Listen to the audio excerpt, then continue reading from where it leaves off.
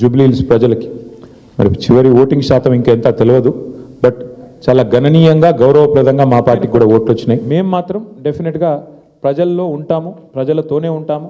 ప్రజాక్షేత్రంలో ప్రజల సమస్యలే ప్రధాన ఇతివృత్తంగా ముందుకు పోతాం. ప్రజల కోసం పోరాడుతూనే ఉంటాం, ముందుకు పోతూనే ఉంటాం. Thank you. మరి ఇప్పుడు అల్టిమేట్గా ఎలక్షన్ ఫలితం వచ్చిన తర్వాత ఏం జరగబోతుంది, రేపు ఏమేం జరగబోతుంది, ఇంకా 3 ఏళ్ళు ప్రభుత్వం ఉంటుంది అంటున్నారు. సో మరి ఆ 3 ఏళ్ళు ఏం జరగబోతుంది చూద్దాం. ఎందుకంటే అల్టిమేట్గా ఈ ప్రభుత్వం తన వైఖరి ఏమైనా మార్చుకుంటుందా, మార్చుకోదా, మళ్ళీ శని ఆదివారాలు పేదల కొంపలు కూలగొట్టే పని చేస్తూనే ఉంటుందా చూస్తాం. మేము చూస్తాం, మీరు చూస్తారు. ప్రధాన ప్రతిపక్షంగా మా పాత్ర మాత్రం మేము బలంగా పోషిస్తాం. ప్రజల్లో మాత్రం ఎక్కడా తగ్గకుండా ప్రజల తరపున మాట్లాడుతూనే ఉంటాం. ఈ విషయంలో మమ్మల్ని ఏ రకమైన వారు ప్రయత్నాలు చేసినా మా గొంతు మాత్రం నొక్కలేరు, ఇది మాత్రం పక్కా. ఇప్పుడు మీరు చూస్తే పశ్చిమ బెంగాల్లో బీజేపీ నుంచి పోయి ఆయన ఎమ్మెల్యే గారు ముకుల్ రాయ్ అని తృణమూల్ కాంగ్రెస్లో చేరారు. హైకోర్టే కొట్టేసింది, ఆయన డిస్క్వాలిఫై చేసింది. మరి పశ్చిమ బెంగాల్లో జరిగింది ఇక్కడ కూడా జరుగుతుందని మేము కూడా ఆశిస్తున్నాం. ఎందుకంటే న్యాయమే కదా. యాంటీ డిఫెక్షన్లా దేశమంతా ఒకటే ఉంది. బెంగాల్కు వేరే లేదు, తెలంగాణకు ఇంకోటి లేదు. కాబట్టి మేము కూడా ఆశిస్తుంది ఏంటంటే ఇక్కడ కూడా 10 ఉప ఎన్నికలు జరుగుతాయని ఆశిస్తున్నాము. అయితే ఇక్కడ గమ్మత్ ఏంటంటే ఒక్క ఉప ఎన్నికకే మరి ఇంత అపసోపాలు పడ్డారు కాంగ్రెస్ వాళ్ళు.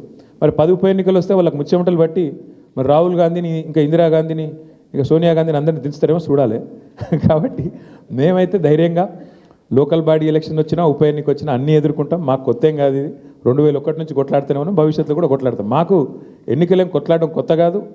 గెలుపులు ఓటములు అన్నీ చూసాం మేము. ఆ స్థితప్రజ్ఞత మాకుంది. మరి కాంగ్రెస్ వాళ్ళు ఒక్క దెబ్బకే ఒక్క ఉప ఎన్నికకే ముఖ్యమంత్రి కాలికి బల్బం కట్టుకొని వెంకటగిరి బస్తీలలో కూడా తిరిగిండు. మరి 10 ఉప ఎన్నికలు వస్తే మరి ఏం చేస్తారో చూడాలి. Thank you. అవును,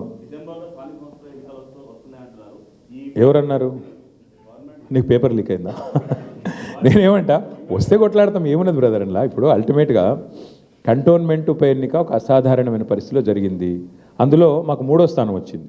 ఈరోజు మరి ఈ ఎన్నికల్లో మేము గౌరవప్రదంగా మాకు దాదాపు 38-39% ఓటింగ్ వచ్చింది. 38-39% ఓటింగ్ అంటే కూడా తక్కువేం కాదు ప్రతిపక్షంలో.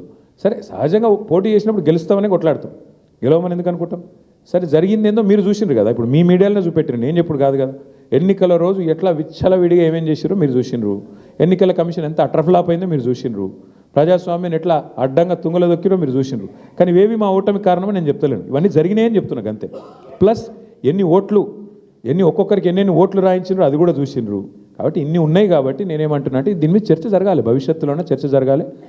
ఏదేమైనప్పటికీ we are thankful to the people of Jubilee Hills. We are certainly thankful to the people of Telangana for continuing to affirm their faith in the leadership of KCR garu.